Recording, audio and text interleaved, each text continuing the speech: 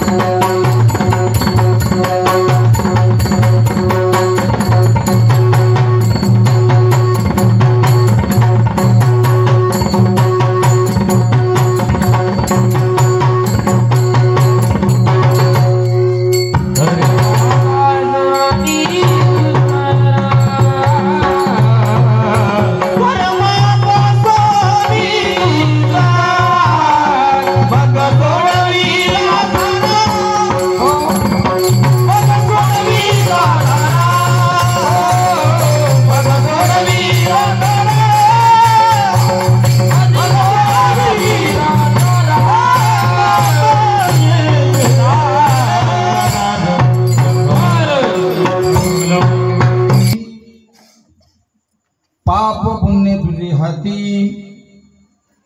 मज सोडवी दातारा कर्मापासून दुस्तारा करीसी अंगीकार तरी काय माझा भार मज सोडवी दातारा कर्मापासून दुस्तर जीवीच्या जीवना तुका म्हणे नारायणा मज सोडवी दातारा कर्मापासून दुस्तर विठ्ठल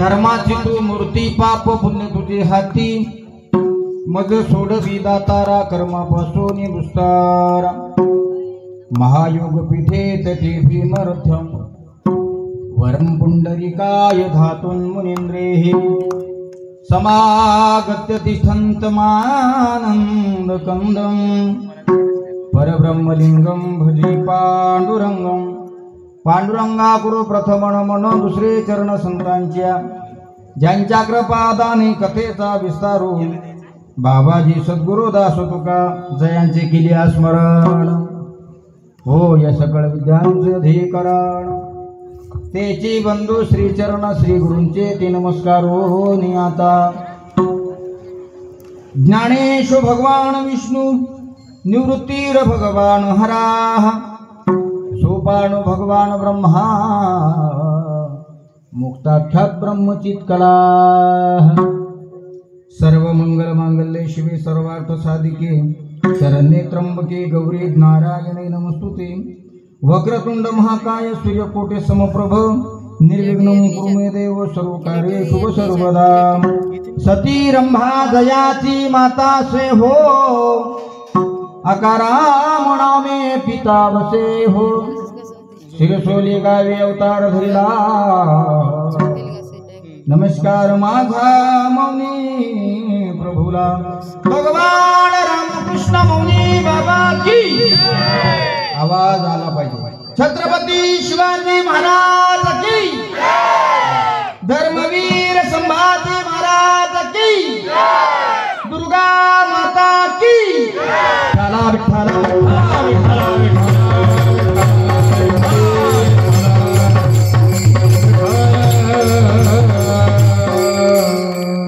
धर्माची तू मूर्ती पाप पुण्य तुझी हाती मज सोडवी दातारा कर्मापासून दुस्तरा उपस्थित प्रस्तुत प्राप्त प्रसंगी प्राप्तस्थळी निरूपणा करता निवडलेला अभंग वैराग्याचे मूर्तिमंत पुतळे संत श्रीमंत देहूचे सुप्रसिद्ध साधू वारकरी संप्रदायाच्या कलशस्थानी असणारे जगद्गुरु श्री तुकोबाराय यांचा हा 4 चरणाचा अभंग निरूपणा करता निवडलेला आहे। कीर्तनाच्या सेवेला प्रारंभ करण्या अगोदर अर्पसा पर्यार्थ असा दरवर्षीप्रमाणे आई जगदंबा मातेचा नवरात्री उत्सव आपण आपल्या या गजानन नगर राऊतवाडीमध्ये थाटामाटामध्ये संपन्न करत असतो। राष्ट्रमाता नवदुर्गा उत्सव मंडळ सर्व मित्र परिवार राष्ट्रमाता नवदुर्गा उत्सव मंडळाचे सर्व पदाधिकारी आणि राऊतवाडी गजानन नगर ग्रामस्थ ही मंडळी परमहंस रामकृष्ण मौनी बाबाच्या मठामध्ये माझ्याकडे आली आणि मला म्हणली महाराज यावर्षी थोडा वेगळा संकल्प आहे म्हणे आमचा ऐका हा कीर्तन मी जास्त वेळ करणार नाही आता किती झाले 10 वाजले झोपेच्या टायमाला आपलं कीर्तन सुरू झालं वारकरी संप्रदायाचा दंडक असतो आणि संप्रदायाचे नियम सुद्धा आहेत की कीर्तन हे जर 8ला चालू होत असेल तर ते 10ला संपलं पाहिजे कीर्तन 8:30ला चालू झालं तर ते 10:30ला संपलं पाहिजे 2 तास असतं का असतं 2 तास सांगतो ऐका प्रवचन 1 तास कीर्तन 2 तास आणि तमाशा रात्रभर विठाला विठाला विठाला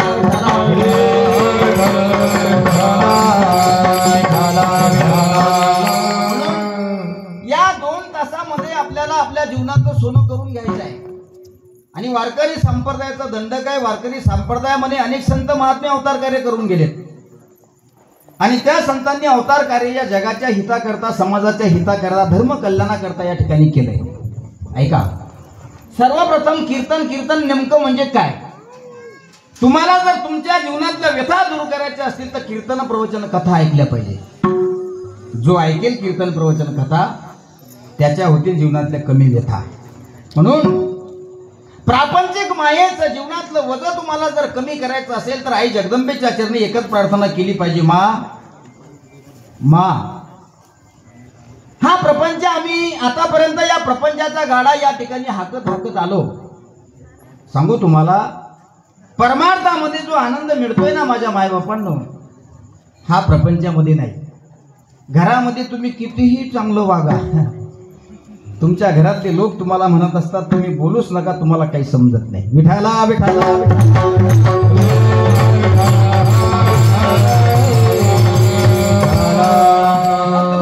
महाराज मी तर साहेब आहे साहेब आणि मी साहेब आहे एवढा मोठा बंगला बांधला माझे मुलं सुद्धा नोकरीच्या मार्गावर आहेत तरी सुद्धा त्या साहेबाला एकांतात जाऊन भेटा काहो साहेब तुम्ही तर साहेब आहे तुमचं बरं आहे वाटते नाही ते साहेब तुम्हाला सांगतील कशाचं बरं महाराज, न सांगितलेलंच बरं. हा प्रपंच आहे. या प्रपंचाने आजवर कोणाला सुख दिलं नाही माझ्या मायबापांना, आणि चंद्र सूर्य आहे तोपर्यंत हा प्रपंच कधी कोणाला सुख देणार नाही. तुम्हाला जर सुख मिळावं असं वाटत असेल तर राष्ट्रमाता नवदुर्गा उत्सव मंडळाच्या या वतीनं जो कीर्तनाचा कार्यक्रम आयोजित केला, या कीर्तनामध्ये येऊन बसा. तुमच्या जीवनात सोनं झाल्याशिवाय राहणार नाही, ही संप्रदायाची ताकद आहे. म्हणून कीर्तन प्रवचन कथा ह्या सप्ताहामध्ये झाल्याच पाहिजे. कीर्तन प्रवचन कथा गणपती बाप्पाच्या आगमनामध्ये झाल्याच पाहिजे. आणि 9 दिवस असते माझ्या मायचं हे स्थळ. 9 दिवस ही मायची स्थापना आपण या ठिकाणी करतो. बिचारी येते नवरात्रामध्ये प्रत्येक लहानापासून वृद्धांपर्यंत आनंदाचा वर्षाव करून जाते. आणि ज्यावेळेस ती जाते मला असं वाटते की सुखाचा वर्षाव. बघा ना तुम्ही, आज आपल्या या गजानन नगर राऊतवाडीमध्ये, असं बंद नका करू, क्लिअर करा, गजानन नगर राऊतवाडीमध्ये 9 दिवसामध्ये मला नाही वाटत की तुम्ही जास्त घरचा विचार केला असेल. प्रत्येकाच्या मनात एकच इच्छा, अरे सकाळी आरतीची वेळ झाली असेल चला आरतीला, संध्याकाळी आरतीची वेळ झाली असेल चला आरतीला. काय आनंद आहे. हा म्हणून म्हणतात आनंदी निर्गुण प्रगटली भावानी, आनंदी निर्गुण प्रगटली भावानी.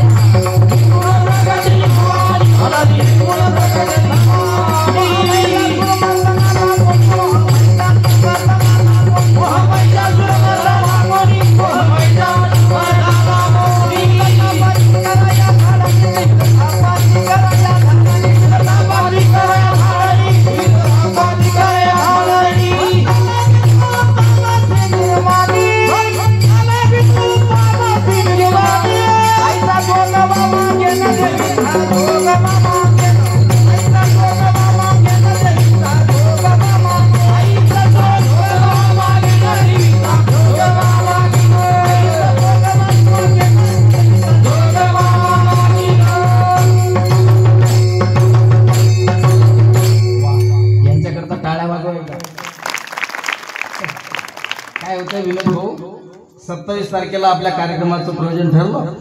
27ला सुद्धा ही मंडळी 5 वाजेपर्यंत मठात आली आणि वेळेवर पाऊस चालू झाला, पुन्हा निघून गेली. त्यांना आपण 2 तारीख सांगितली. 2ला त्यांचे फोन चालूच होते, पण त्यांना 3 तारीख सांगितली. आज 5 वाजता येऊन बसले. ही सगळी गाणारी वाजवणारी मंडळी, पैसे तर आपण त्यांना देणारच आहे, पण मला असं वाटतं की पैशाच्या तुलनेमध्ये प्रेमाचं तुलना ही जास्त असते. बाळू बोलताना विकू नका देऊ, गाताना विकू द्या, बोलताना साधं ठेवा. खूप सुंदर साऊंड सिस्टीम आहे आपली. मृदंगाच्या साथीला महाराष्ट्रातील नामांकित अशी थाप आहे. मराठवाड्याचं वैभव शंकरजी महाराज विरहितकर मृदंगाच्या साथीला आहे. आपल्याच परमहंस रामकृष्ण मौनी बाबा संस्थानचा कृपापात्र शिष्य, विदर्भ गायन कोकिळा म्हणून संपूर्ण महाराष्ट्रामध्ये आज आपल्या गायनाच्या कलेचा हा आनंद वारकरी संप्रदायामध्ये प्रचार प्रसार करतायत हनुमान महाराज काळे. त्यांच्यात तोला मोलाचं गायन या ठिकाणी आपल्या विदर्भातच भूषण आमचे शिवदासजी महाराज रक्ताळे आणि ही सर्व मौनी बाबा परिवाराची सर्व विद्यार्थी मंडळी आणि तुम्ही सर्व श्रोते मायबाप, राष्ट्रमाता नवदुर्गा उत्सव मंडळाचे सर्व कार्यकर्ते आणि शिवांश साऊंड सिस्टीम सेलोडी या सगळ्यांकरता एकदा टाळ्या वाजवा. कसं एकदा कीर्तन सुरू झालं की मला डिस्टर्ब नाही झालं पाहिजे. बोलताना साधं ठेवा आणि गाताना थोडा विकू द्या. ऐका, माझा सांगायचा मुद्दा एवढाच होता. आनंदी निर्गुण प्रगटली भवानी, मोहामैशासुर मर्दना लागोणी, त्रिविध तापाची कराया झाडणी, भक्ता लागे तू पावसी निर्वाणी, आईचा जोगवा अंगात निघात येत नाही कोणाच्या. मी एका ठिकाणी असंच म्हटलं, अनादी निर्गुण, खालून आवाज आला कोपऱ्यातून, म्हटलं हाचा आवाज आला. कोणी कोणाचे भांडण झाले का काय काढू बाबा, काय कोणी जेवण करून नाही आलं तर एक बाई आली ती उठली. आता हे मोठा अवघड कार्यक्रम झालेला आहे. एखाद्या वेळेस जर एखाद्या गोंधळामध्ये संबळ वाजत असेल तर लगेच बाईच्या अंगात येतो. ते आवाजही वेगळेच असतात शंकर महाराज. मी एका ठिकाणी कीर्तनामध्ये असाच जोगवा गायला, नवरात्र असल्यामुळे जोगवा हा गायला पाहिजे म्हटलं पाहिजे. आई जगदंबीचे गुणगान गाणंही आपलं आद्य कर्तव्य आहे. अरे तिच्या कृपा छायेमुळे आपण सगळेजण जिवंत आहे. आज जगदंबा मातेचा आशीर्वाद जर आपल्या प्रत्येकावर नसता तर मला असं वाटते केव्हाचा निरोप घेतला असता तुम्ही गजानन नगर राऊतवाडीकर. म्हणून कोरोना सारखी महामारी येऊन सुद्धा तुम्हाला जगदंबा मातेनं जिवंत ठेवलं ही आईची कृपाच आहे, कृपा आहे. म्हणून असं काही होत असेल तर मला अगोदर टच करा, म्हणजे मी दुसरी कॅसेट टाकतो. चालू झालं महाराज. मी म्हटलं नेमकी ही भानगड काय. आता कधी कोणाच्या अंगात काय येतं. वारकरी संप्रदाय या गोष्टीला मानत नाही, कारण वारकरी संप्रदायाच्या कीर्तनातून याला अंधश्रद्धा असं संबोधलं जातं. कारण प्रत्येकाचा ज्याचा त्याचा तो भाव आहे. सेंदरी हेंदरी दैवते कोणती पूजती भूते खेते आपल्या पोटाची रडते मागते सीते अवदान. शास्त्रकार तर असं वर्णन करतायत एखादा शुक्रवार असला की संतोषी माता अंगात येते. शनिवार असला की कधी काही कोणाच्या अंगात हनुमंतराया येतात, आणि रविवार असला की खंडोबा रायाचं बाई लागल मुरडीला. रविवारी खंडोबाला आमंत्रण दिलं जातं. सोमवार आला की शिवभोळा चक्रवर्ती त्याचे पाय माझे चित्ती वाची वदता शिवनाम तया नवराती कोदकाम. सोमवार गेला रे गेला की मंगळवार लगेच येतो. मंगळवार आला रे की दुर्गा माता दिसते. मंगळवार गेला रे गेला की पंढरीचा पांडुरंग परमात्मा. हे वाराप्रमाणे केलेल्या भक्ती आहेत आपल्या. मी जो अभंग तुमच्या समोर गायला ना आई जगदंबेचा अनादि निर्गुण नवविध भक्तीच्या करोनी नवरात्रा. ऐका किती प्रकारच्या भक्ती आहेत. 9 प्रकारच्या भक्ती आहेत. पण आजकाल त्या 9 भक्तीला सुद्धा वेगळी दिशा दिली या महिलांना. रविवारचा दिवस असला की वेगळी साडी, सोमवारचा दिवस असला की वेगळा कलर. त्या कलरचा या 9विधा भक्तीचे काहीच संबंध नाही. आजकाल असं धुतांगलंय आपल्या हिंदू धर्मामध्ये, हिंदू संस्कृतीमध्ये 9 दिवसाचे 9 कलर परिधान केले पाहिजे. ही तिच्या घरी जाते. आज कोणता कलर आहे व ती म्हणते हिरवा. आज कोणता कलर आहे व ती म्हणते काळा. आज कोणता कलर आहे ती म्हणते माय आज निळा दिसते का. हे कलराचे प्रकार शास्त्रामध्ये कोणत्याही ग्रंथामध्ये याचा उल्लेख नाही माझ्या माऊल्यांनो. नवविधा भक्तीचा प्रकार शास्त्राने उल्लेख केला. नवविध भक्तीच्या करोनी नवरात्रा हे तू करी रे धनपुत्रा. शास्त्रकार तर असे वर्णन करतात. 9 प्रकारच्या भक्ती आहेत. ज्याच्या त्याच्याकडून ज्या ज्या पद्धतीची भक्ती असेल, कारण भक्तीमध्ये सुद्धा प्रकार आहेत बरं. श्रीमंत असेल तर श्रीमंती भक्ती आणि गरीब असेल तर गरीब भक्ती. विठाला विठाला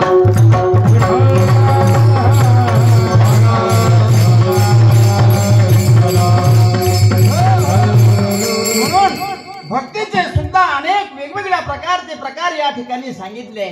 पण माझी जगदंबा माता ज्ञानी आहे. माझ्या जगदंबा मातेनं या समाजाला साध्यातली साधी भक्ती सांगितली, नामस्मरण भक्ती. एकदम सोपी. माझी जगदंबा माता विचार करत असेल, माझी जगदंबा म्हणत असेल श्रीमंत असला तरी तो मायेसाठी लेकरूच असतो ना, लेकरूच असतो. एका मावशीला मी विचारलं, माय काय म्हणतो महाराज, तुमचा मुलगा काय करतो. ती माय म्हणली, महाराज माझा मुलगा नाही का मुंबईला कलेक्टर आहे. कुठं. आई बोलत होती त्या कलेक्टर साहेबाची. मा तुमचा मुलगा काय करतो. त्या मायच्या मुखातून निघालेले शब्द आहेत. ती माय म्हणते, महाराज माझं लेकरू, शब्द बघा, माझं लेकरू कलेक्टर आहे. आता कलेक्टर हा शब्द जर आपण वापरला तर मला असं वाटते जिल्हा त्याच्या अंडर काम करतो. हो जिल्हा. मायला म्हटलं, मा ते कलेक्टर आहेत हे ठीक आहे, पण मग त्यांना साहेब म्हटलं पाहिजे. त्या मायच्या मुखातून निघालेले शब्द घरी घेऊन जाण्यासारखे आहे. माय म्हणली, महाराज माझा मुलगा कलेक्टर जरी असला तरी 9 महिने मी 9 दिवस त्याला माझ्या उदरामध्ये ठेवलंय, आणि 9व्या दिवशी मी माझ्या कलेक्टर बाळाला जन्म दिलाय. तो कलेक्टर नाही, तो देशाचा पंतप्रधान जरी झाला तरी माझ्यासाठी तो लेकरू आहे. ते शब्द असले पाहिजे माझ्या राजाने. म्हणून माय कधी काळी विचार करत असते माझे अज्ञानी असणाऱ्या माता. ज्याच्या त्याच्या अंगात वेगवेगळ्या पद्धतीचा अंगात येतो, तो ज्याचा त्याचा प्रश्न आहे. मला नाही वाटत कधी कोणाच्या अंगात येतं. आमच्या अंगात तर काही येत नाही, कारण आमच्या गाड्या रात्रंदिवस फिरत असतात.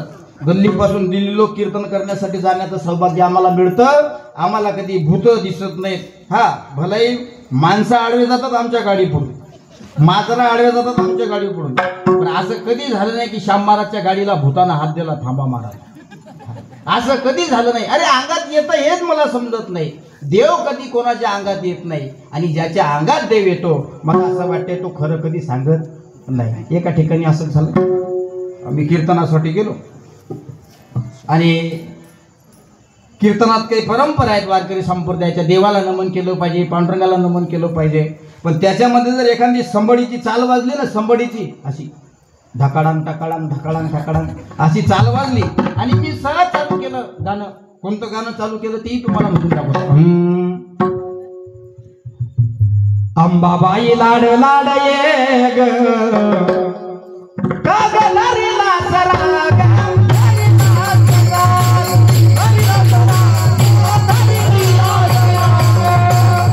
अंबाबाई लाड लाड ये ग अंबाबाई लाड लाड ये धरीला सराग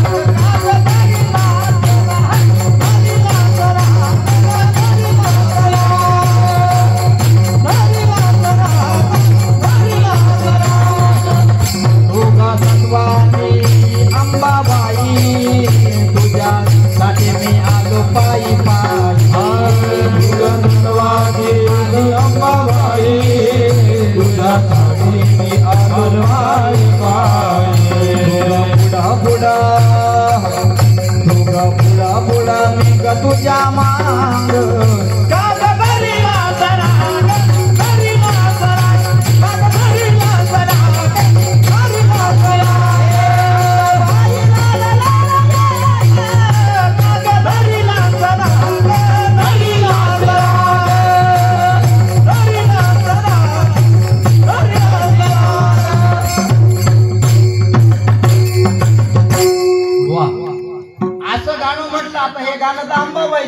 की त्या गाण्यामधला सिद्धांत असा. एक भक्त होती, ती भक्त अंबाबाईची फार सेवा करायची.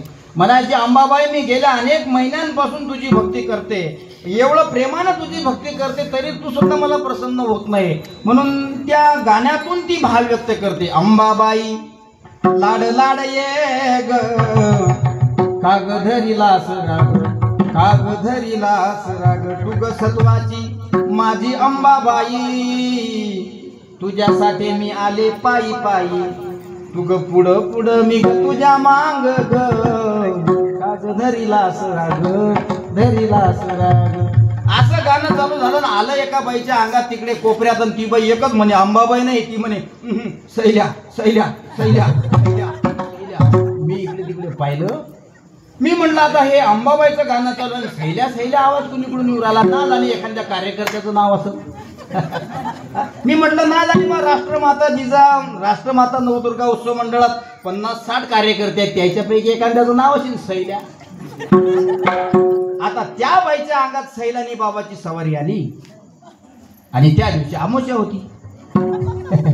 सैलानी बाबाची सवारी अंगामध्ये आली. त्या बाईचे मालक सुद्धा त्या बाई सोबत होते, पण त्या बाईचे मालक थोडेसे किंगफिशर मास्टर होते. किंगफिशर मास्टर नाही इकडे तसं कोणी, पण ते होते. सांगेल काय पैसे पडतात. किंगफिशर मास्टर म्हणजे आलं का तुमच्या लक्षात? आणि तुम्हाला कसं काय माहित मग? किंगफिशर मास्टर होते. त्या बाईच्या अंगात आलं, त्या बाईची थैली त्या बाईच्या जवळ होती. त्या बाईचं चालू झालं सैल्या सैल्या सैल्या. मी म्हटलं शिवाजी महाराज हनुमान महाराज आपण अंबाबाई म्हटलं आता हे आपल्या अंगात इथं काय घालू बाबा. उठल्या 2-3 बाया, एकीनं पदर खोसला, दुसरीनं केस सोडले, पण तिच्या किंगफिशर मालकाची लक्ष सगळं तिच्या थैलीकडे होतं. थैली आणि थैलीमध्ये पैसे होते 15-20 हजार रुपये. सैल्या सैल्या सैल्या चालू झाला. तिचा मालक फक्त एकच विचार करत होता की ही थैली आपल्या तावडीत कधी येते आणि जी थैली आपल्या तावडीत आल्यानंतर आपण थैली घेऊन कधी पळून जातो. सैल्या सैल्या सैल्या सैल्या असे मस्त वाजवणारे, असे मस्त गाणारे होते, असे मस्त टाळकरी होते, अशी मस्त साऊंड सिस्टीम होती, तुमच्यासारखे सगळे ऐकणारे होते आणि मस्त ताला झाला. तिचं चालू झालं जसा जसा ताल वाजे कशी कशी ती सैल्या सैल्या. मालक तिच्या जवळ गेले आणि मालकानं तिच्या जवळची थैली हिसकले. आता थैली हिसकल्याबरोबर तिचा सैल पडून गेला. तिच्या डोक्यात एकच विचार थैल्या थैल्या. मला सांगा अरे आता तर बाबा तुझ्या अंगात आला होता बाबा. आता बाबा काय सुट्टीवर गेला का बाबा? आता कसा तुला सैल्या सोडून थैल्या दिसतो? ती म्हणली काही का असे ना, पण थैलीत 10-15 हजार रुपये आहेत. सैलानी बाबा पुन्हा एकदा आणता गेलेले 15 पूर्ण परत येणार नाही. सांगायचं तात्पर्य एवढंच आहे माझ्या राजांनो, वारकरी संप्रदायामध्ये जर तुम्ही जीवन जगत असाल तर तुम्हाला वेगवेगळ्या प्रकारच्या भक्त्या करायची गरज नाही. पण या संस्कृतीमध्ये आपल्याच या धर्मामध्ये वार आला की भक्ती बदलत असते. शनिवार आला की मारुती राया दिसतात, रविवार आला की खंडोबा राया दिसतात, सोमवार आला की शिवजी दिसतात, मंगळवार आला की रेणुका दुर्गा माता दिसते, बुधवार आला की पंढरीचा पांडुरंग परमात्मा दिसतो, गुरुवार आला की मला असं वाटते शेगावीचे गजानन महाराज दिसतात, दत्तात्रय भगवंत दिसतात, शुक्रवार आला की फुटाणे गुळाची व्यवस्था होते. फुटाणे गुळाची व्यवस्था होते ना. कारण संतोषी मातेला दुसरं खाद्यपदार्थ चालूच नाही. शेंगदाणे ते फुटाणे गुळच पाहिजे म्हणतात. त्याचं उत्थापन असतं, त्यात कन्यापूजन असतं. कन्यापूजन हे करत असताना ते कन्यापूजन फक्त जगदंबेच्याच समोर केलं पाहिजे. शास्त्रावर याचं कारण एवढंच आहे, तुम्ही कितीही शिकलेले असाल तरी संप्रदायाच्या काही भागामध्ये तुम्ही अज्ञानी आहे. विठाला विठाला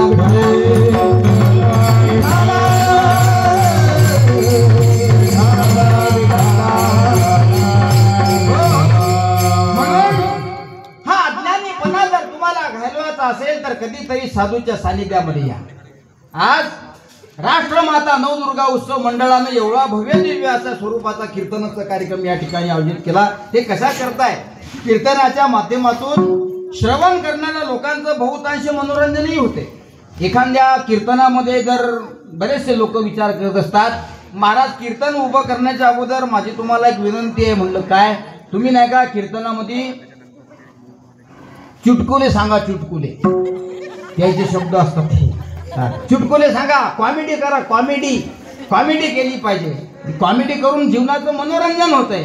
मग कॉमेडी तर प्रपंचामध्ये तुमच्या चालूच आहे. मी सुरुवातीलाच तुम्हाला सांगितलं, तुम्ही किती शिका. तुमच्या घरातले लोक तुम्हाला म्हणत असतात तुम्ही बोलूच नका हो, तुम्ही गपचूप बसा. अरे ते म्हणते बाबा मी घराचा मालक आहे, एवढं मोठं घर मी चालवतो, तुम्ही बोलूच नका. तुम्ही बोलले म्हणजे घर फुटलं. एवढी मोठी खराब परिस्थिती असून सुद्धा जर आपल्यामध्ये थोडाफार बदल होत नसेल तर मग महाराज असं म्हणतायत, राजांनो तुम्ही कितीही चांगलं वागा त्या प्रपंचामध्ये, तुमचं कोणी नाव घेणार नाही. परमार्थामध्ये येऊन बसा, लोक तुमचं नाव घेतल्याशिवाय राहणार नाही. ही परमार्थाची ताकद आहे. म्हणून जीवनातल्या व्यथा दूर करा.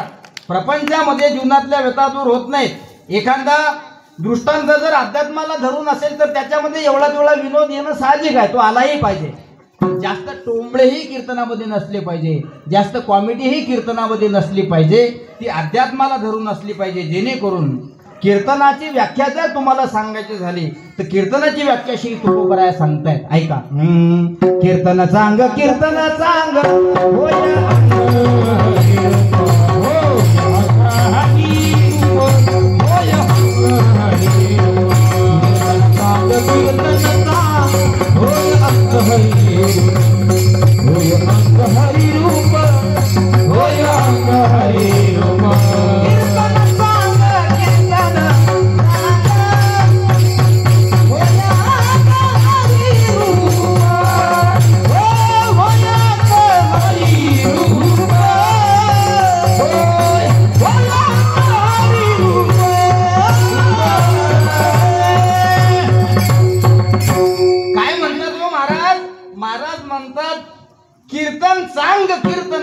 होय अंग हरी रूप. ज्या हरीचे, ज्या देवीचे, त्या देवाचे, ज्या संतांचे गुणगान श्रवण करत असताना तुम्ही संतमय होता.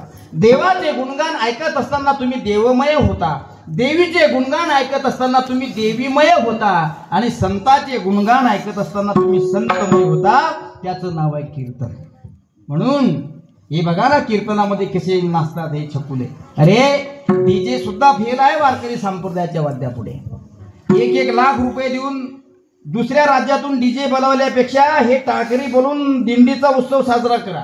सांगू तुम्हाला, डीजेवर नाचल्यापेक्षा कीर्तनामध्ये येऊन नाचा जीवनाचं सोनं होईल. म्हणून बरेच लोक म्हणतात आता प्रत्येक माणसाजवळ जास्त पैसा आहे. मी म्हणत नाही की पैसा नाही आहे म्हणून. गरीबातला गरीब माणूस जरी असला तरी 1-2 लाखाची व्यवस्था सहज आहे त्याची. 1-2 लाखाचा सहज असतो त्याच्याकडे. आता देवीला वर्गणी द्यायची असेल कार्यकर्ते सोडून प्रत्येकाची 5,000 10,000 अशी असते. आणि मिडल क्लास फॅमिलीच्या लोकांची 501 रुपये 1000 रुपये 1100 रुपये अशी असते. आणि गरीबातला गरीब जरी असला तरी 101 100 रुपये तो देवाजवळ देतो. सांगायचं तात्पर्य एवढंच आहे की आपण परिसरातून वर्गणी गोळा करतो. जगदंबा मातेचा 9 दिवस आनंदामध्ये तन्मन धनानं उत्सव साजरा करतो. आणि शेवटच्या दिवशी तिला डीजेच्या तालावर नाचवणे तो हे कितपत योग्य आहे? बोलो चॉकलेट देतो मी नंतर, फिरतो नाही, सरळ बस मांडीवर, माझ्या खिशात इच्छू आहे इच्छू, असं फेकून देईन तिथं. ऐका, 9 दिवस आई जगदंबेच्या सानिध्यामध्ये आपण आनंदाचा वर्षाव साजरा करतो की नाही बाबा? करतो. आणि शेवटच्या दिवशी जर तुम्ही तिला डीजेच्या तालावर नाचत नेत असाल तर 9 दिवसात केलेलं पुण्य त्याचं फळ तुमच्या पदरात पडेल? पडत नाही. अरे डीजे जर आपण सांगत असाल, ही सगळी मंडळी माझ्याकडे आली, ही मंडळी म्हणली महाराज शेवटच्या दिवशी आम्हाला वारकरी संप्रदायाची दिंडीच काढायची, आणि मी सुद्धा त्यांना समर्थन दिलं. आपले सचिन भाऊ सोळंकी आमच्या संस्थांचे संचालक आहेत, आदरणीय सोळंकी गुरुजी, त्यांची चिरंजीव महाराष्ट्र पोलीसमध्ये आहे, आणि त्यांचा सर्व मित्रपरिवार, विनोद भाऊ असतील, आपले हे सगळेच अध्यक्ष, उपाध्यक्ष, कोषाध्यक्ष, सर्व सदस्य, सहसचिव सगळे मंडळी माझ्याकडे आले, आणि त्यांना सुद्धा मी पुष्टी दिली. त्यांना म्हटलं तुम्ही जर दिंडी ठेवत असाल तर मी सुद्धा दिंडीत यायला तयार आहे. त्या दिंडीचे फायदे काय? त्या दिंडीचे फायदे एवढेच आहेत, लहानांपासून वृद्धांपर्यंत त्या दिंडीमध्ये येण्यासाठी अधिकार दिलेला आहे. तुम्ही डीजे लावा, एखाद्याला जर हार्टचा प्रॉब्लेम असेल तर ते जाण्याची शक्यता आहे, कारण त्या डीजेचे ठोके काही लांब नसतात, दुटून वेगळेच ठोके असतात त्या डीजेचे. तेव्हा डीजे तुम्ही लावल्यानंतर त्या डीजेच्या तालावर आई जगदंबेला, गणपती बाप्पाला आपण नेतो, आणि ही तरुण मुलं त्या ठिकाणी नको त्या अवस्थेमध्ये नाचत असतात. घराच्या दरवाज्यात उभी असणारी आमची माय माऊली घराचा दरवाजा लावून घेते आणि म्हणते तुमचा गणपती पुढे जाऊ द्या. हे खरं, पण वारकरी संप्रदायाचा आवाज तुमच्या कानावर आला की घराचे द्वार उघडे करून घरात असलेली मावळी दिंडीत येऊन नाचते, ही वारकरी संप्रदायाच्या तालाची ताकद आहे. म्हणून तुम्हाला जर नाचायचं असेल तर या संप्रदायामध्ये येऊन नाचा. ही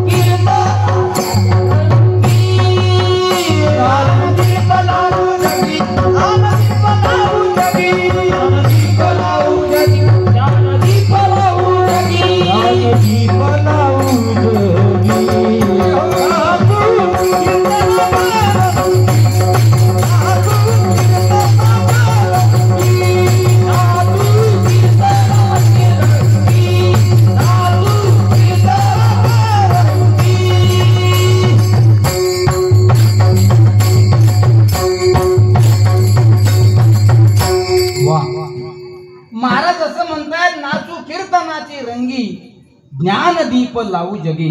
शास्त्रकार त्याही पुढे प्रमाण देत आहेत. लावणी मृदंग, श्रुती ताड घोष, शिव ब्रह्मरस आवडी. हा जो दिसतोय ना, हा गळ्यातला हा विनाय, याला श्रुती असं शब्द दिलेला आहे. लावणी मृदंग, त्या मृदंगाच्या छाईपडीतून जो स्वराचा आवाज निघतो, त्या स्वरामध्ये अत्यंत नाचण्याचा जो आनंद आम्हाला मिळतोय तो वेगळ्या डीजेवर मिळत नाही. म्हणून लाख रुपये डीजेला दिल्यापेक्षा 10-11 हजार रुपये वारकरी संप्रदायात दिले तर तुमचं नाव होईल, आणि न येणारे लोक तुमच्या कार्यक्रमाला येतात. आणि बऱ्याच ठिकाणी ही परंपरा आहे. तुम्हाला सांगू, 5 तारीख आम्ही सुद्धा तुमची घेतलेलीच आहे. त्या 5 तारखेच्या दिवशी आम्हाला 6 फोन आले की महाराज आम्हाला तुम्हीचे मुलं तुम्ही पाहिजे. पण आम्ही म्हटलं आम्ही शब्द दिलेला आहे, आणि संप्रदायामध्ये शब्दाला जास्त किंमत आहे. ठरलेल्या प्रमाणेच तो कार्यक्रम पार पडला पाहिजे, ठरलेल्या वेळेमध्ये तो कार्यक्रम पार पडला पाहिजे. ठरलेल्या वेळेत ठरलेल्या शब्दावर जर तो कार्यक्रम पार पडत असेल तर त्या कार्यक्रमात मजा राहते. नाही तर मग तुम्ही जर शब्द टाळत असाल तर त्यात पुन्हा मजा येत नाही. म्हणून आम्ही जो आनंद घेतो, हा आनंद आम्हाला तर येतोच, पण आमच्या आनंदातला या वर्षाव आम्ही या समाजावर देण्याचा प्रयत्न करत असतो. बघा ना किती आनंद आहे. आणि हा आनंद फक्त तुम्हीच घेता असं नाही, हा आनंद फक्त आम्हीच घेतो असं नाही. या आनंदाचा अनुभव, या आनंदाचा आस्वाद जगद्गुरु श्रीमंत तुकोबरायाने घेतला. या आनंदाचा आस्वाद संत मीराबाईने घेतला. या आनंदाचा आस्वाद मुक्ताबाई, बहिणाबाई, सखूबाई, जनाबाई या सगळ्या संतांनी घेतला. या आनंदाचा आस्वाद विश्वमाऊली ज्ञानोबाराय, परमहंस रामकृष्ण मौनी बाबा, शांतीब्रह्म एकनाथ महाराज, पैठण निवासी एकनाथ महाराज, निळोबाराय या सगळ्या संतांनी या वारकरी संप्रदायातल्या अनुभवाचा आस्वाद घेतला. मला असं वाटतंय आपल्याला सुद्धा त्याची पैठ ठरण्याकरता ही संधी आपल्याला मिळाली आहे, म्हणून या संधीचं आपण सुद्धा सोनं केलं पाहिजे. फरक एवढाच आहे फक्त की तुम्हाला संप्रदायामध्ये आल्यानंतर परमार्थ जर करायचा असेल तर परमार्थ करत असताना थोडं, जास्त नाही हा, थोडं येडं व्हावं लागेल. विठाला विठाला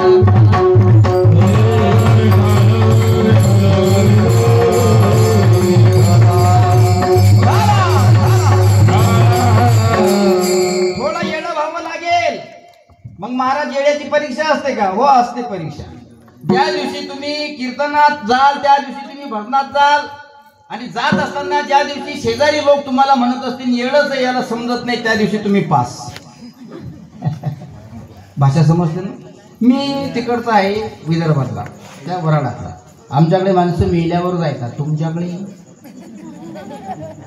आमच्याकडे माणसं मेल्यावर जायतात, तुमच्याकडे? हा म्हणजे जिथेच जातात.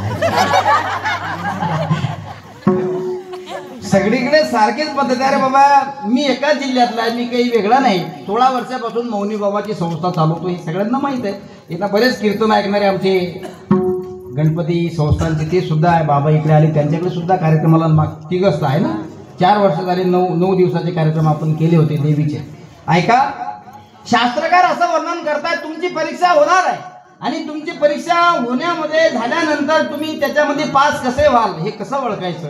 ज्या दिवशी तुम्ही मंदिरामध्ये हरिपाठा करता, आमच्या सांगण्याप्रमाणे नियमानं जात असाल, दररोज हरिपाठा करता जात असाल. इकडे जातात का दररोज हरिपाठाला? म्हणा महाराज फक्त कीर्तन करा, बाकीचं काही सांगू नका. हरिपाठाचा आमचा दूर दूरचा संबंध नाही. तुम्ही जर नियमाप्रमाणे हरिपाठाला जात असाल आणि शेजारी लोक तुम्हाला म्हणत असतील काय बा यांना तर काही कामधंदा नाही, हे तर येडे झाले, त्या दिवशी तुम्ही 100% पास.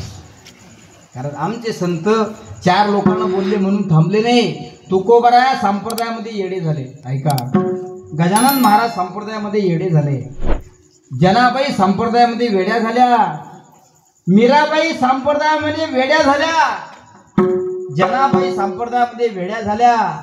हे संत वेडे झाले. या लोकांनी या संतांना वेड्यात काढलं, म्हणून आज त्यांच्या चरणाचं दर्शन तुम्ही घेता. ही त्यांच्या वेडेपणाची ताकद आहे.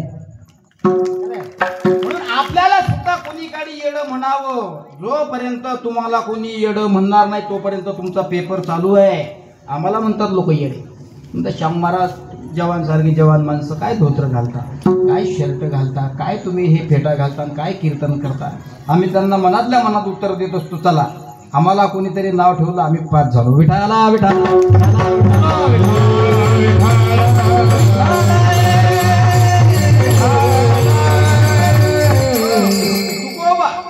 वारकरी संप्रदायाच्या कळसस्थानी असणारे श्रीमंत संत तुकाराम महाराजाला सुद्धा लोकांनी येण्यात काढलं. कोपला पाटील गावीची हे लोक, आता मज भीक कोण घाले. श्रीमंत तुकाराम महाराज वारकरी संप्रदायाच्या कळसस्थानी असून सुद्धा श्रीमंत तुकाराम महाराजांना लोकांनी येडं म्हणावं. ज्यावेळेस लोकांनी तुकोबाला येडं म्हणावं त्यावेळेस तुकोबाच्या मुखातून निघालेले शब्द आहेत. तुकोबा म्हणतात आज माझा परमार्थ सफल झाला. का? वेडा झालो वेडियांच्या गावी आलो. हे शब्द श्रीमंत तुकोबा राहायचे. अरे मी वेडा आहे, हे टाळकरी सगळे येडपटच आहेत. हे सगळे येडेच आहेत. वाजवणारे येडे, हे गाणारे वेडे, इकडचे बी वेडे, आणि मी सुद्धा वेडा. अरे आम्ही वेडे झालो म्हणून आज समाजाचे टुमणे ऐकून सुद्धा तुमच्या समोर कीर्तन करतो. ही ताकद जर कशाची असेल तर आमच्या वारकरी संप्रदायाची. तुम्हाला जर संप्रदायामध्ये येऊन परीक्षा देऊन 100% मार्क मिळवायचे असतील तर करा हरिपाठ चालू. म्हणून त्या येडं म्हणतात. येरे घरात तुम्हाला काही कोणी चांगलं म्हणत नाही, मी सुरुवातीला सांगितलं. मग घरात जर आपल्याला कोणी चांगलं म्हणत नाही तर देवाचं कार्य करत असताना एखादा आपल्याला वाईट म्हणत असेल तर तुमचं सगळं देव पाहून घेईन. तुम्ही जर विठ्ठलाचा हरिपाठ दररोज करत असाल आणि विठ्ठलाचा हरिपाठ चालू असताना तुम्हाला जर शेजारी पाजारी म्हणत असतील येळपटच दिसते तर तिला म्हणत म्हणून ते येळपट. तुमचं सगळं कार्यक्रम तो विठ्ठल करेल. आली या भोगासी असावे सादर देवावरी भार. ज्या देवाचं कार्य तुम्ही तन्मन धनानं करत असाल तो देव तुमचं सगळं कार्य केल्याशिवाय राहत नाही. करतोय देव, केलंय आमच्या मीराबाईचं. तुमच्यासाठी खास सांगतो, मीराबाई कोण होती? मीराबाई एका राजाची मुलगी होती. दिसायला स्वरूपवान होती, पण लेकाची येड्यासारखी करत होती. कशी काय करत होती? भगवान श्रीकृष्णाच्या नामस्मरणामध्ये ती येडी झाली होती. काही कमी नव्हतं माहिती तिच्याकडे. राजाची मुलगी होती, राजाची. गाडी बंगला घोडे नौकर चाकर विणी फिणी करण्याकरता दास्या होत्या माझ्या मीराबाईच्या. राजा म्हणत होता माझी मुलगी दिसायला स्वरूपान आहे, कोसापर्यंत माझ्या मुलीसारखी सुंदर मुलगी कोणती दिसणार नाही, इतका त्या सुंदरपणाचा अभिमान त्या लेकीच्या बापाला अर्थात त्या राजाला होता. पण अशी सुंदर स्वरूपान असणारी संत मीराबाई भगवान श्रीकृष्णाच्या नामस्मरणामध्ये पागल झाली. पागल सांगतो, पागल व्हावं लागतं. राजाचा राजवैभव भोगायला मिळत असून सुद्धा जर मीराबाई पायामध्ये घुंगरं बांधून नाचत असेल आणि लोक तिला येडं म्हणत असतील, तर मला असं वाटते आपल्याला पायात घुंगरं बांधण्याची गरज नाही. आपल्याला फक्त गळ्यात टाळ घेण्याची गरज आहे. आणि ज्याच्या गळ्यात टाळ आहे तो विठ्ठलाचा माणूस आहे. ज्याच्या गळ्यात माळ आहे तो विठ्ठलाचा माणूस आहे. ज्याच्या गळ्यात माळ नाही तो नाही. तुम्ही म्हणाल महाराज आता हे तर वेगळंच कोळं तुम्ही टाकलं. माझं नाही. काही लोक असं विचार करतात की महाराज माळ घातलीच पाहिजे, असं काही नाही. आमच्या गळ्यात मनाची माळ आहे. मग जेवण बी मनातच करायचा. असं पुढे बासुंदीचं ताट ठेवायचं, नुसतं त्या ताटाकडे पाहायचं, जेवायचं नाही, घासही घ्यायचं नाही. बासुंदी अशी मस्त बासुंदी पुढे असू द्या, अशी मस्त कडी पुढे असू द्या, अशी कडी आणि नुसतं पुढे असू द्या. त्या पंचपक्वान्नानं भरलेलं ते ताट तुमच्या पुढे असू द्या. त्या घासाला हात लावायचा आणि नुसतं ताटाचं दर्शन घ्यायचं आणि सांगायचं आमचं मनाचं जेवण आहे. जसं मनाचं जेवण शक्य नाही तशी मनाची माळ शक्य आहे. गो मनाची माळ शक्य नाही. म्हणून कधी काळी तुमच्याकडून शक्य झालं पंढरीच्या पांडुरंग परमात्मा गुणगान गाण्याकरता कमीत कमी आपण वारकरी माळकरी झालं पाहिजे. विठाला विठाला.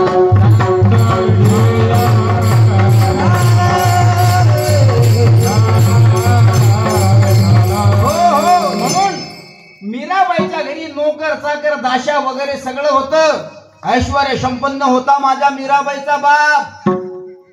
मीराबाई गळ्यामध्ये विना, हातामध्ये चिपळ्या, पायामध्ये घुंगरं बांधले आणि भगवान श्रीकृष्णाचं गुणगान करत होते. 10 मिनिटं नाही, 15 मिनिटं नाही, 1 तास 2 तास 12 तास नाही. दिन रजनी हाची धंदा गोविंदाचे पवाडे.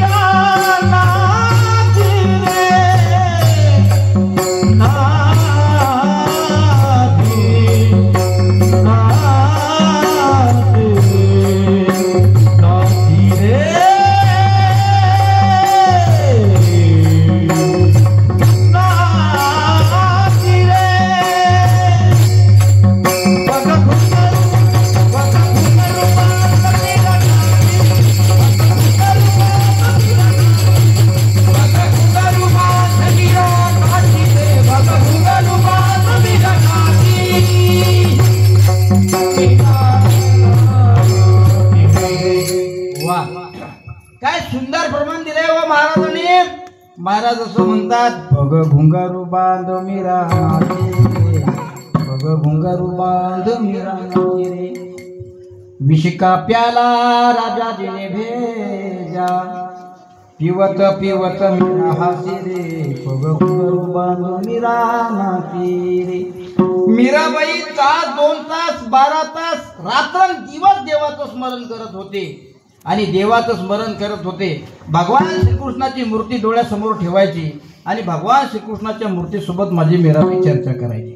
काय देवा, काय स्वरूप आहे तुझं, वा काय सुंदर दिसतोस देवा, काय तुझे ते कान, देवाचं स्वरूप, काय तुझं ते नाक, काय तुझे ते गुलाबाच्या पाकळीसारखे छोटे छोटे ओठ, देवाचं स्वरूप. आणि असं सुंदर असणारं देवाचं स्वरूप, कारण देवाचं स्वरूप सर्वसामान्य नाही. आपल्याला आपल्या काळेपणाचा जास्त अहंकार आहे. तुम्हाला सांगू, डांबरातलं डांबर छाप जरी असलं तरी ते सकाळपासून संध्याकाळ लोक आरच्यापुढे उभं राहतं. आधारात त्याला बॅटरी घेऊन पाहायला जावं लागते तरी ते असं काय डब राहतं. ती पावडर त्याच्यापुढे काळी होती तरी तिथे चालतो. ते म्हणलं महाराज फॅरन लवली लावली, फॅरन लावलेला माणूस गोरा झाला असता तर मशीन नसती का लावली. डांबरातला डांबर जरी माणूस असला तरी आरशाची संगत सोडत नाही. सांगायचं तात्पर्य एवढंच आहे की काळ्यातला काळा माणूस जरी असला तरी त्याचा सुंदरपणाचा अहंकार असतो. तुम्ही बघा, गल्लीत सगळेच लेकरं गोरे असतात असं नाही, काही लेकरं शंभळे मांबळे बी असतात काळे कुट्टे. त्याची माय त्या लेकराला असतो, ते माय वाघ पाय ना किती सुंदर आहे, आणि वाघाची गंगा यमुना बिलकुल तोंडात आक्रमण होणार आहे. इतका सुंदर आईला कितीही मुलगा छोटा आणि कितीही वाईट आणि किती खराब असला तरी वाय म्हणत असते, पान मा हिरा कसा चमकते. हिरा जर पायसा तुम्ही तर कुठे हिरा अजिबात दिसत नाही. काळाच्या ढेकळाच्या वावरात टाकला तरी लवकर सापडत नाही. सांगायचं तात्पर्य एवढंच आहे, काळ्यातला काळा माणूस जरी असला तरी त्या माणसाला सुंदरपणाचा अहंकार आहे. आणि सर शास्त्रकार असं वर्णन करत आहे, आमच्या मुलांचे प्रिन्सिपल सुद्धा कीर्तनाला उपस्थित आहेत. विठाला विठाला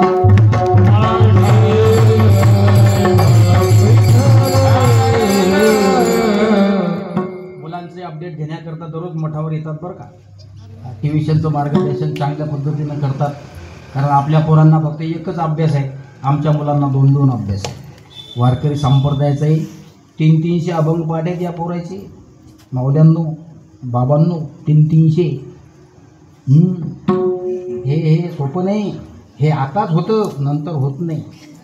हरिपाठाचे अभंग किती आहेत असं जर यांना विचारलं धेमतेम का नो बाबा, आपल्याला काही माहिती. जाधव सर, हरिपाठाचा आपला संबंध नाही तर अभंगाचा आपला काय संबंध नाही. तर यांना विचारा, अरे 4 नंबरचा अभंग कोणता आहे रे, भावे विनभक्ती. 13 नंबरचा कोणता आहे रे, समाधी हरीची. बघा राईट सांगतात ते. शिवप्रसाद 7 नंबरचा कोणता आहे, पर्वताप्रमाणे. आणि पहिला कोणता आहे, दुसरा कोणता रे, माहीतच नाही. सगळ्यात जास्त चालणारा पिक्चर कोणता, हा ते असं काय होतं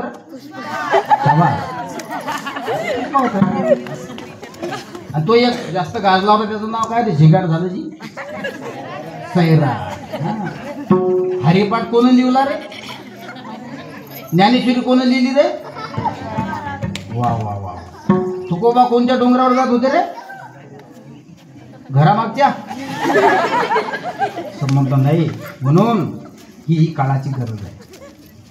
मला तुमची चेष्टा किंवा तुमची परीक्षा घ्यायची असं नाही. तुम्हाला हिंदू धर्माच्या, हिंदू संस्कृतीच्या, वारकरी संप्रदायाच्या काही ज्या महत्त्वाच्या गोष्टी आहेत त्या माहिती असल्या पाहिजे. विश्वमाऊली ज्ञानेश्वर महाराजांनी वारकरी संप्रदायाचा पाया रचला हे तुम्हाला सांगता आलं पाहिजे. आज हे सगळं वारकरी संप्रदायाचं वैभव जर कोणामुळे उभं राहत असेल तर श्री ज्ञानोबारायामुळे. ज्ञानदेवे रचला पाया, उभारिले देवा दया, आणि श्रीमंत संत तुका झालासे कळस, भजन करा सावकाश. ज्ञानातला ज्ञानी माणूस या वारकरी संप्रदायाचा, म्हणजे 16व्या वर्षी जगाची माऊली होण्याचा अधिकार ज्या संतांना मिळवला. ऐकण्यासारखा आहे. जाधव सर, दांडेकर मामाने एका साधकाला प्रश्न केला. साधकाला विचारलं, राजा, ते म्हणले काय म्हणता महाराज, विश्वमाऊली ज्ञानेश्वर महाराजांनी जगातला सगळ्यात मोठा चमत्कार कोणता केला. त्या साधकाने दांडेकर मामाला प्रश्न केला. ते म्हणले, महाराज तुम्ही ज्ञानी आहात, विद्वान आहात, माझ्या प्रश्नाचं उत्तर द्या. 16व्या वर्षी विश्वमाऊली ज्ञानोबारायांनी ज्ञानेश्वरी सारखा ग्रंथ कवित्व करून घेतला. शके 1212 तय टीका केली ज्ञानेश्वरे,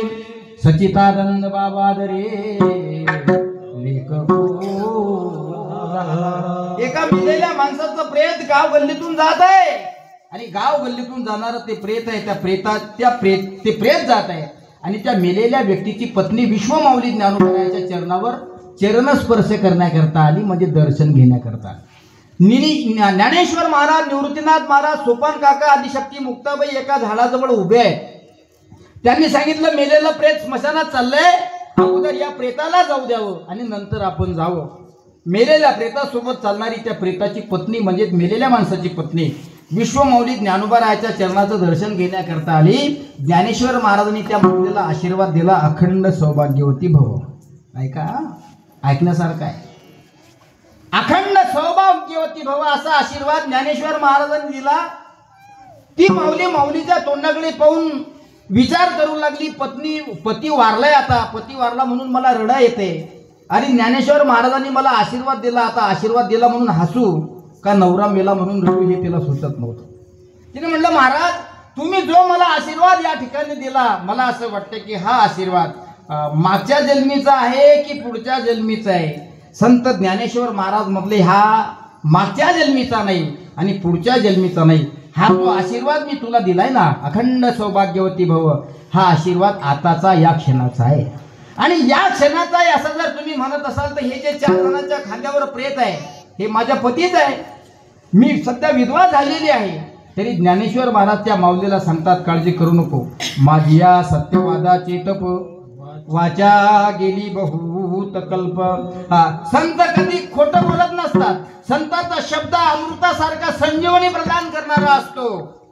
गेले त्या प्रेताजवळ ज्ञानेश्वर महाराज आणि प्रेताजवळ गेले. 20व्या करता प्रेत खाली ठेवण्यात आलं. त्या प्रेताकडे पाहिलं. माऊली ज्ञानेश्वर महाराजांनी स्वतःचे नेत्र बंद केले. पाहिलं, हा सच्चिदानंद बाबा आहे. याच्या हातातून फार मोठं कार्य घडणार आहे. विश्वमाऊली ज्ञानोबराय त्याच्या जवळ गेले आणि मेलेल्या प्रेताच्या कपाळावरून हात फिरवला. सच्चिदानंदा, ओ सच्चिदानंदा, उठ, तुला फार मोठं कार्य करायचं आहे. चंद्र सूर्य आहे तोपर्यंत तुझं कीर्ती अजरामर राहील, असं मरून चालणार नाही. कपाळावरून हात फिरवल्याबरोबर सच्चिदानंद बाबा त्या किरडीवरून उभे राहिले. 16व्या वर्षी विश्वमाऊली ज्ञानोबरायांनी केलेला हा चमत्कार आहे.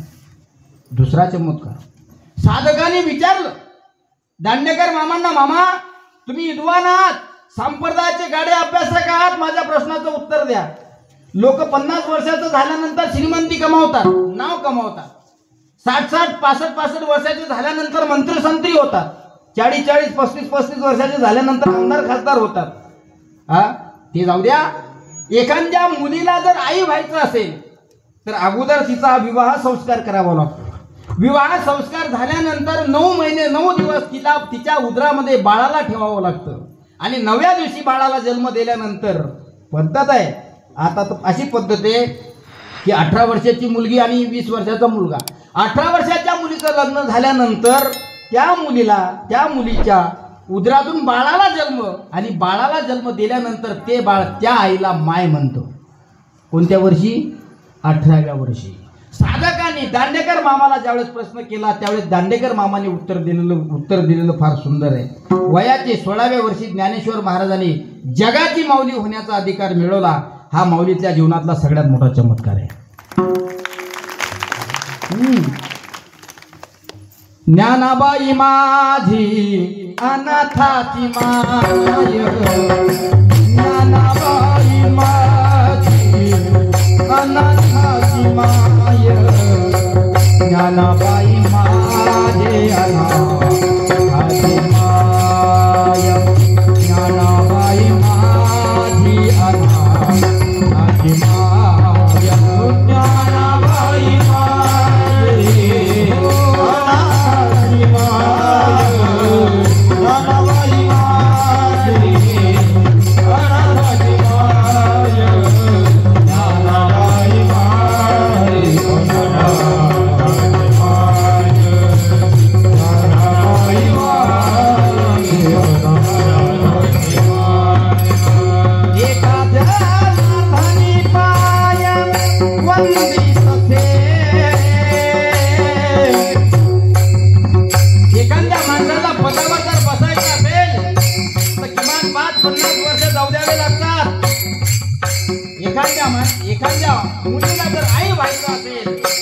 विवाह संस्कार झाल्यानंतर बाळाला जन्म दिल्यानंतर ती 18व्या वर्षी आई होते. पण जगाची माऊली होणारे विश्वमाऊली ज्ञानेश्वर महाराज, माझ्या ज्ञानेश्वर महाराजांनी 16व्या वर्षी जगाची आई होण्याचा अधिकार मिळवला. ही ताकद फक्त संप्रदायाची. म्हणून परमार्थ करताय ना माझ्या राजांना, तुम्ही जर परमार्थ करत असाल तर कोणीतरी तुम्हाला परमार्थात वेळ म्हटलं पाहिजे. माझ्या तुकोबाला वेळ म्हटलं, माझ्या गजानन महाराजाला वेळ म्हटलं. दिसत असे ऐसा वेळा हा वेड्या परी का साधू बोंदू. गजानन महाराज दुसऱ्या पातळीवरचं अन्न खाताना बंकटला लागरवाल आणि बाळाभाऊ दोघांनी पाहिलं.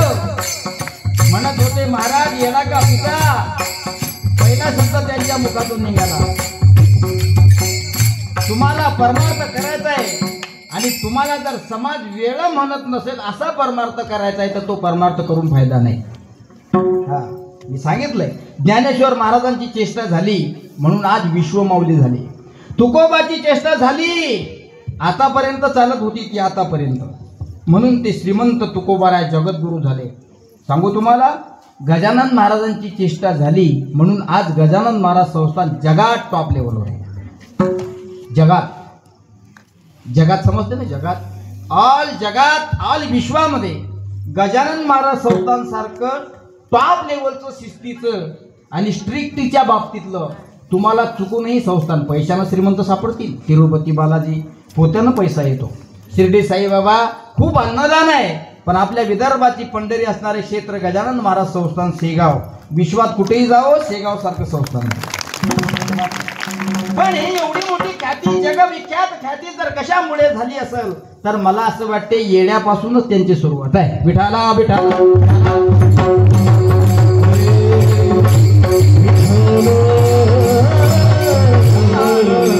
म्हणून मीराबाई वेड्या झाल्या, तुकोबा वेडे झाले. गजानन महाराज सुद्धा गणगण गणात होते, याच मंत्राचा जाप करत होते. आपण चिखलीकर गजानन महाराजांच्या भक्त परिवार बराचसा ऐकत. काही लोक दर गुरुवारी शेगावला जातात, काही लोक दर गुरुवारी घरी गजानन विजय ग्रंथाचं पारायण करतात. बघा तुम्ही, गजानन महाराज स्वतः सांगतात, मी गेलो ऐसे मानू नका, भक्तीचं अंतर धरू नका, कदापि मज लागी विसरू नका, मी आहे येथेच.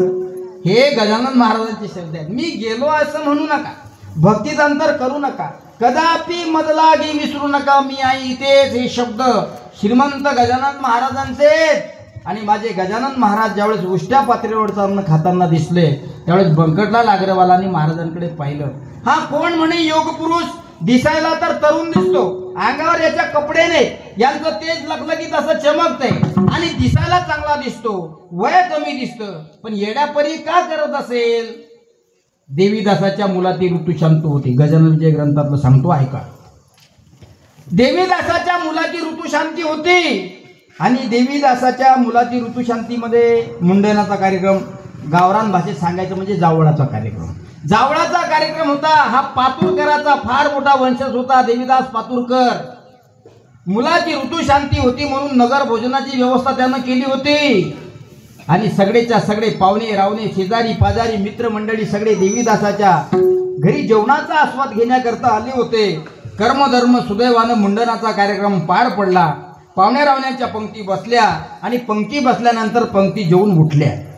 पंक्ती जेवून उठल्यानंतर ज्या पात्रवेळेवर त्या पंक्ती जेवण करत होत्या त्या पात्रवाळ्या बघा. पूर्वीचा जेवणाचा आनंद फार वेगळा होता जाधव सर. अशा मस्त त्या पळसाच्या पानाच्या पात्रवाळ्या होत्या आहे का नाही, आणि पळसाच्याच पानाची ती द्रोण असायचे. असं मस्त त्या पात्रवाळ्या यायचं, सुरुवातीला मीठ यायचं, भात यायचा, त्या भाताचा आळं करायचं आणि त्याच्यामध्ये मस्त पातळ असणार असं वरण टाकायचं. मस्त सगळं जेवण झाल्यानंतर भाताचा गराडा फुलला की मग त्या भाताचा काला करून त्याचा उपारा मारायचा. जेवायची व्यवस्था व्यवस्थित होती. आता त्या पत्रवाळ्या औषधाला सुद्धा दिसत नाही. अशा मस्त पळसाच्या पानाच्या त्या पात्रवाळ्या होत्या. पंक्तीवर पंक्ती उठल्या होत्या. पंक्तीवर पंक्ती उठल्या म्हणून पंक्ती पुन्हा बसल्या पाहिजे याकरता पहिल्या पंक्तीच्या त्या उष्ट्या पात्रवाळ्या वडाच्या झाडाखाली आणून टाकल्या होत्या. आणि वडाच्या झाडाखाली आणून टाकल्या. काही लोक पोटभर जेवले आणि काही लोकांनी अर्धवट अन्न त्या पातळीवर तसं सोडलं. माझे महाराज बंकटलाल अग्रवाल अर्थात देवीदासाच्या घराच्या समोर वडाच्या झाडाखाली त्या पातळवाड्या टाकल्यामुळे गजानन महाराज त्या पातळवाडीवर जाऊन बसले आणि त्या गजानन महाराजांना सोबत संगत करण्याकरता एक श्वान सुद्धा त्या ठिकाणी आला. कुत्रा जे अन्न खात आहे तेच अन्न माझे महाराज खाऊ लागले. ऐका, मी गजानन महाराज संस्थांचा विद्यार्थी आहे, मला सगळं माहिती आहे. ऐका, म्हणून बसले महाराज खात होते. गरीबाच्या घरचं अन्न असलं म्हणून काय अन्नाचा नाश केला पाहिजे का? आज गजानन महाराजांनी उष्ट्या पत्रेवरचं अन्न खाल्लं माझ्या माऊल्यांनो, पण माझ्या गजानन महाराजांनी विचार केला माझ्याजवळ येणारा प्रत्येक भक्त हा माझ्याजवळचा प्रसाद म्हणून गरम गरम अन्न खाऊन गेला पाहिजे. ही उष्ट्या पातळीवर खाण्याची ताकद आहे. महाराज सोपं नाही हो. एखाद्या श्रीमंताच्या घरची पंगत जर असेल तर लोक, गरीबाच्या घरची पंगत असेल तर लोक अन्नाचा नाश करत असतात. बऱ्याच ठिकाणी मी पाहिलं बेसनाचे लाडू खिशात घालून नेतात, बुंदी गिलासात टाकून देतात. त्याला विचारलं ही बुंदी कुठं चालू, मा लातूले पाहिजे मी तर खाय ना बापा. बुंदी गिलासात टाक. अरे गरीबाच्या घरची पंगत असेल म्हणून लागल तितकंच जेवलं पाहिजे, पोटभर जेवलं पाहिजे. ताटामध्ये शिल्लक अन्न राहता कामा नये. आमच्या संस्थेतल्या मुलांना सुद्धा हे नियम आहे. आम्ही सांगत असतो लागल तितकंच घ्या, ताटामध्ये अन्न शिल्लक टाकू नका. अरे तुम्ही दररोज म्हणता वदनी कवळ घेता, फक्त आम्ही श्लोक म्हणतो, आम्हाला अर्थाशी काही संबंध नाही. वदनी कवळ घेता नाम घ्या श्रीहरीचे, पुढे सहज हवन होते नाम घेता फुकाचे फुकट येते, जीवन करीत जीवित्वा अन्न हे पूर्ण ब्रह्म. पुढे ऐका, उदर भरण नोहे जाणी जे यज्ञ कर्म. जसं आई जगदंबा मातेचा नवरात्रीचा उत्सव आपण साजरा करतोय आणि नवमीच्या दिवशी होम करता की नाही, त्या होमामध्ये नाना प्रकारच्या समिधा टाकून त्यात पूर्णाहुती करावी लागते. जोपर्यंत तुम्ही त्या होमामध्ये समिधा टाकून पूर्णाहुती देत नाही, होम करत नाही, तोपर्यंत नवरात्र सफल होत नाही. तसं उदर भरण नो हे जाणी जे यज्ञ यज्ञ यज्ञ कर्म, हे यज्ञ कर्म म्हणून जर आपण खात असाल तर त्याच्या यज्ञामध्ये जितकं बसेल तितकं घेतलं पाहिजे, ना की फेकून दिलं पाहिजे. फेकून दिलंय हो महाराज. देवीदासाच्या घरची मुलाची ऋतुशांती असल्यामुळे अनेक पंक्तीवर पंक्ती उठल्या. काही लोकांनी ते उष्ट्या पत्रेवर भात फेकून दिला, पोळी फेकून दिली, वरण फेकून दिले. महाराज पाहू लागले. महाराजांनी पत्रवाळी उचलली, आपल्या हातावर घेतली आणि उष्टी पत्रवाळी त्या भातासहित खाऊ लागले. बंकटलालांनी पाहिलं. बंकटलाल म्हणले महाराज आपण कोण? महाराज देवीदास मनानं निर्मळ माणूस आहे, तुम्ही आज्ञा करा फक्त. महाराज तुम्ही जर आज्ञा करत असाल तर मी देवीदासाच्या घरून तुम्हाला पंचपक्वान भरलेलं ताट आणून देईन. त्यावेळेस महाराजाच्या मुखातून निघाले शब्द घरी घेऊन जाण्यासारखे आहेत. बंकटा येला का खुळा तू, वराडी भाषा, येला का खुळा तू, देवीदासाच्या घरचं अन्न असलं म्हणून काय फेकून द्यायचं असतं का? अरे हे जे उष्टाड या ठिकाणी टाकली ही अन्नच आहे आणि तू जे मला आणून देणार आहे तेही अन्नच आहे. तू जर मला भरलेला ताट आणून देत असेल तर फेकून दिलेलं उष्ट अन्न खायचं कोण? हे शब्द महाराजाचे. म्हणून बंकटला अग्रवालांनी भात पोळी भाजी आणून दिली. त्यावेळेस सांगितलं प्रेमाची पोळी, मायेचा भात, आणि एकात्मेकाचं वरण, एकात्मतेचं वरण तुम्ही या ठिकाणी आणून दिलं. महाराजांनी आनंदाने खाल्लं आणि महाराजांनी सांगितलं की बाबा रे अन्नाचा नायनास कधी करू नका, कारण हे अन्न नाही, अन्न हे प्रत्यक्ष परब्रह्म आहे. म्हणून अन्नाची दया आणि अन्नाची साठवण आपण या ठिकाणी केली पाहिजे. हा संदेश गजानन महाराजांनी आपल्याला दिला. पुढे महाराज गेले असं म्हणता येणार नाही. पुढे महाराजांनी असा संदेश दिला, मी जरी उष्ट्या पत्रेवरचं अन्न खातोय पण माझ्या दारात माझ्या दर्शनाला येणारा माझा प्रत्येक भक्त कधीही भिन्नुक आणि उपाशी जाणार नाही. हा सिद्धांत महाराजांनी आपल्याला दिला. म्हणून आजही आपण महाराजाच्या दर्शनासाठी गेलोय. म्हणून महाराजाच्या दर्शनात गेल्यानंतर हा सहजासहजी घडलेला उपक्रम नाही माझ्या राजांनो. काही लोकांनी त्यांना येड्यात काढलं आणि महाराजांना सुद्धा येड्यात काढलं. म्हणून आज एवढं मोठं वैभव उभं आहे आणि तुम्ही आम्ही सगळे लोक त्यांच्या दर्शनासाठी जातो. सांगायचं तात्पर्य एवढंच आहे, संतांचं येडेपण जर मी तुम्हाला इथं काढलं तर सकाळी 5 वाजेपर्यंत सुट्टी देत नाही. पण आपण कितीही बोललो तरी मला असं वाटते घरजाचा शकन काटा कधी थांबणार नाही. आपल्याला आपल्या अभंगाकडे यायचंय. कारण राम नाम पे तूने बंदे क्यों अपना मुख मोड़ा, दौड़ा जाए रे समय का घोड़ा, हो दौड़ा जाए रे समय का घोड़ा. आपण कितीही चालू द्या महाराज कीर्तन, पण घड्याचा सेकंद काटा काही थांबत नाही. 9ला आपण सुरुवात केली, 11:15 आता वाजले. आपण विठ्ठलाचं नामस्मरण केलं पाहिजे. विठोबार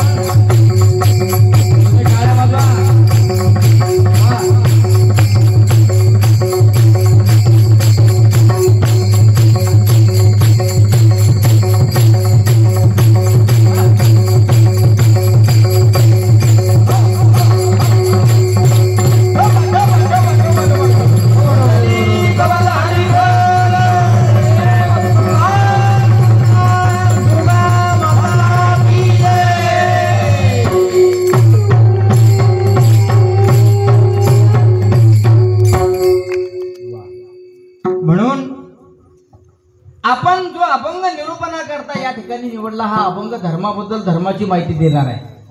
आणि खरा धर्म जर कोणामुळे या ठिकाणी जिवंत असेल तो देवामुळे आहे. कारण ज्या ज्या वेळेस धर्मावर संकट येतं मायबापांनो, त्याच्या वेळेस देव अवतार कार्य करत असतो.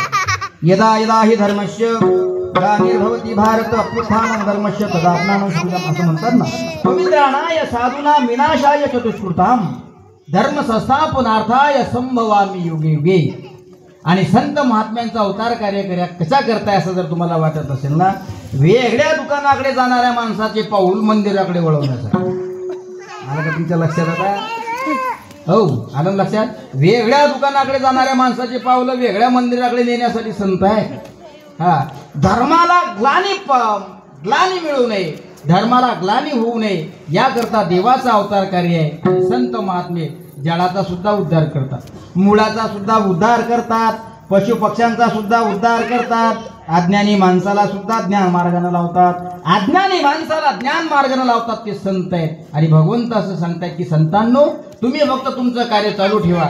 ज्यावेळेस तुमचं कार्य करत असताना, धर्माचं कार्य करत असताना जर या धर्मावर संकट येत असेल तर मी आहे. म्हणून माझे श्रीमंत तुकाराम महाराज जबाबदारी देतात ती आई जगदंबेवर. धर्माची तू मूर्ती, धर्माची